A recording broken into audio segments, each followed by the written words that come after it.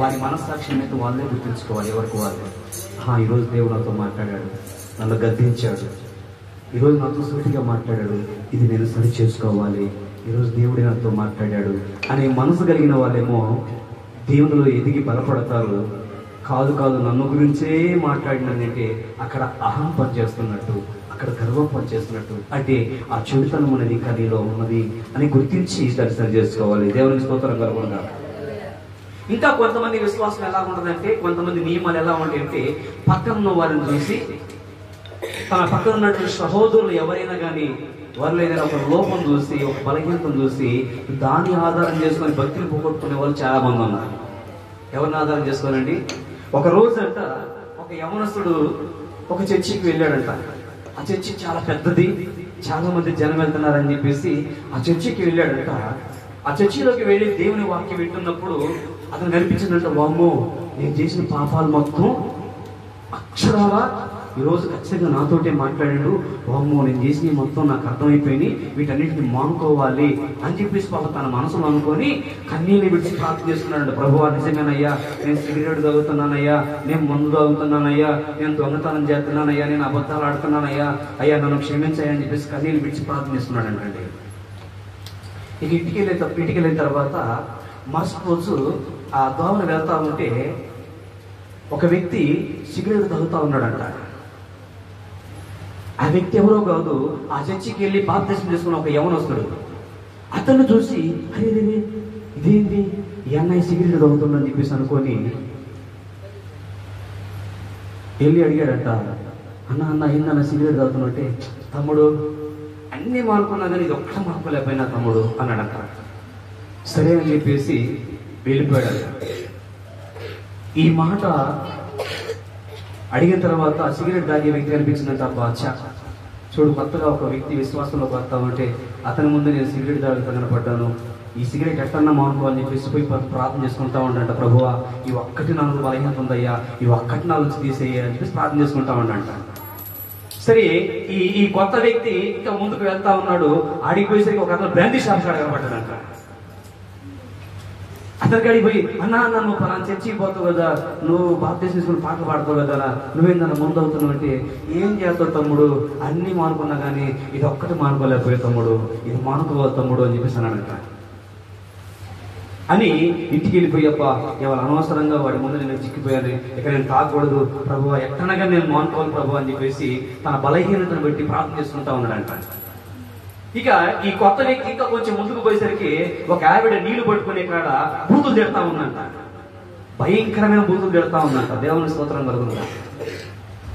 ఆ మాట లేని అక్క నువ్వు పలానా చర్చికి వెళ్తావు కదా, నువ్వు బాప్తిసం తీసుకున్నావు కదా అక్క అంటే, అవును తమ్ముడా ఏం చేస్తావు, అన్నీ మానుకున్నా కానీ ఈ బూతులు ఒక్కటి మానుకోలేకపోతున్నా తమ్ముడా అని చెప్పి ఇంటికి వెళ్ళి ప్రార్థన చేసుకుంటా ఉన్నాడు. ప్రభువా ఈరోజు ఒక విశ్వాసం ముందు నేను ఇట్లా బయటపడ్డానయ్యా, నేను ఇది మానుకోవాలయ్యా, ఈ బలహీనత నాలో తీసేయ్యా అని చెప్పేసి ప్రార్థన చేసుకున్నాడంట.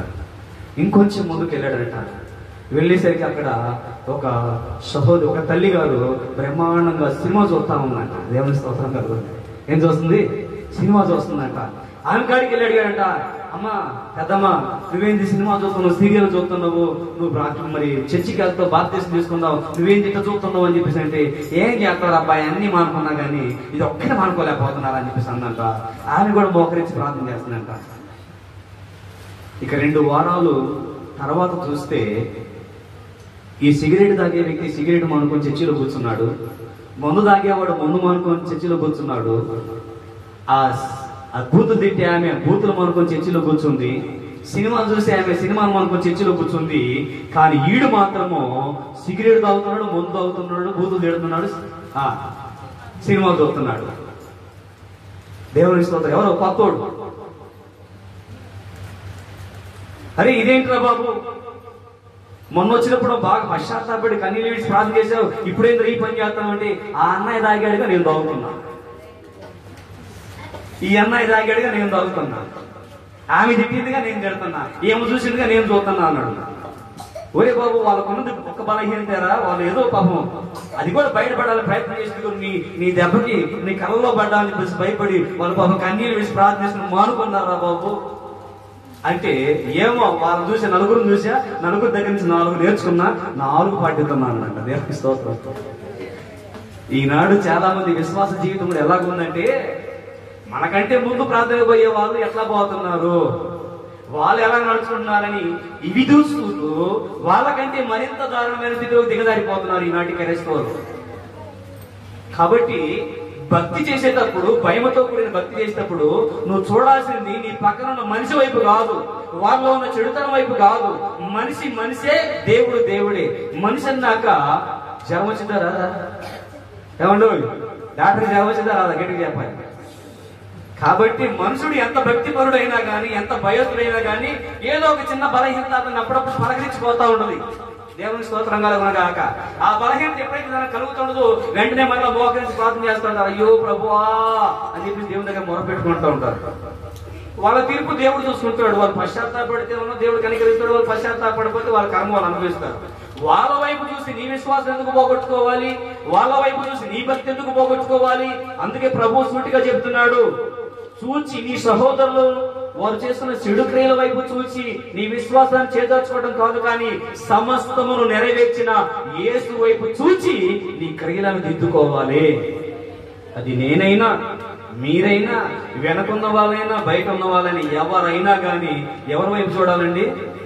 యేసు క్రీస్తులో కనుక ఏదైనా పాపం నీకు కనపడితే యేసు ప్రభు పాపం చేసి నేను చేస్తానని చెప్పు. దేవుని స్తోత్రం కలుగుందా. ఆయన పరిశుద్ధుడై ఉన్నాడు కాబట్టి ఆయన వైపు చూస్తే ఆయనలో ఉన్న పరిశుద్ధత మనం పొందుకోగలుగుతాము. కానీ ఆయనని విడిచిపెట్టి ఈ లోకంలో ఉన్న వారి వైపు చూసుకుంటా పోతే దేవుని స్తోత్రం కలుగుందా. నీకు వచ్చేది భక్తి కాదు, యుక్తి. దేవుని స్తోత్రం కలుగునుగాక. ఏమొచ్చింది చెప్పండి? భక్తి వచ్చిందా? యుక్తి వచ్చింది. యుక్తి వచ్చింది. ఇప్పుడు కొత్తగా వచ్చిన విశ్వాసం ఏమొచ్చింది? వాళ్ళ నలుగురు చూసి వాళ్ళ ఒక్కొక్క బలహీనత, ఒక్కొక్క చెడుతనం వాళ్ళలో ఉంది. వాళ్ళని చూసి వీడు ఎన్ని నేర్చుకున్నాడు? 4 నేర్చుకున్నాడు. దేవుని స్తోత్రం కలుగునుగాక. వీడి గొట్టాలు గట్టిగా సాపాటు. ఎందుకు? దేవుని స్తోత్రం. భలే కొడుతున్నారు మీరు. ఓహో, అది వాడికి ఏంది, మనం చప్పట్లు కొట్టుపోయింది అని అనుకోవద్దా? దేవుని స్తోత్రం. వీళ్ళని చూసి ఎన్ని నేర్చుకున్నాడు? వీళ్ళు ఒక దాంట్లో చెడిపోతే వాడు 4 చెడిపోయాడు. కారణం ఏంటి? యేసు వైపు చూడలేవాడు, మనుషుల వైపు చూశాడు. ఈ రోజు చాలా మంది అన్ని జనులు కూడా దేవుడు వారి కోసం ప్రాణం పెట్టి మరణించి తిరిగి లేస్తే దేవుడి వైపు చూడకుండా మనుషుల వైపు చూసి భక్తిని పోగొట్టుకునే వాళ్ళు, విశ్వాసం పోగొట్టుకునే వాళ్ళు, ప్రార్థన పోగొట్టుకునే వాళ్ళు కోకొల్లగా ఉన్నారు. దేవుని స్తోత్రం కలుగుతారు. కాబట్టి మనకు దేవుని యందు భయభక్తులు చాలా అవసరము. మన విశ్వాసము దేవుని ఎదుట ఎలాగున్నది, మన ప్రవర్తన దేవుని ఎదుట ఎలాగున్నది, ఇంత ఒడ్డుకు చూసుకున్నవాడు ధన్యుడు. దేవుని స్తోత్రం కలుగునుగాక. మన వ్యవహారం పక్కన పెట్టి పక్కన వ్యవహారం మొత్తం అంటించుకునే వాళ్ళు భక్తిహీనుడు. దేవుని స్తోత్రం కలుగునుగాక. ఇప్పుడు ఏమైపోయాడు వాడు? వాళ్ళు ఒక దాంట్లో వాళ్ళు తప్పు లోపం కలిగి ఉంటే ఈడు 4 లోపాలు కలిగి ఉంటాడు. కారణం ఏంటి? వాళ్ళ నలుగురు వైపు చూశాడు కాబట్టి మన విశ్వాస జీవితంలో దేవుని యందు భయభక్తులు నడిచేటప్పుడు మనుషుల వైపు కాదు, కానీ మనము దేవుని వైపు చూచి నేర్చుకోవాలి. దేవునికి స్తోత్రం కలుగునుగాక.